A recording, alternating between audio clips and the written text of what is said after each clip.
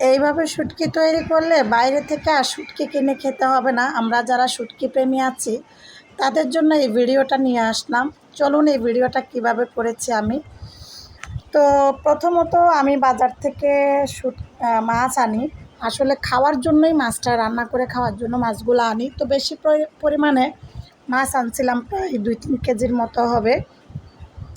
তো সেখানে দেখেছি লইট্টা মাছ আর বিভিন্ন ধরনের মাছ যেহেতু মিক্স আছে, 2 পদের মাছ আনছি।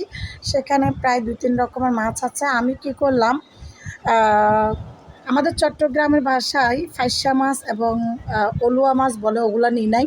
কারণ ওগুলাতে কাঁটা বেশি, ওগুলা দিয়ে কোনো তরকারি করে রান্না করে খেতেও পারবো না, কারণ বাচ্চারা কাঁটা হলে খাবে না। তো আমি কী করলাম, এই যে লইট্টা মাছগুলো দেখতেছেন, এগুলো হচ্ছে লইট্টা মাছ আর হচ্ছে আপনার রূপবান মাছ, আমরা রূপবান মাছ বলি। তারপর হচ্ছে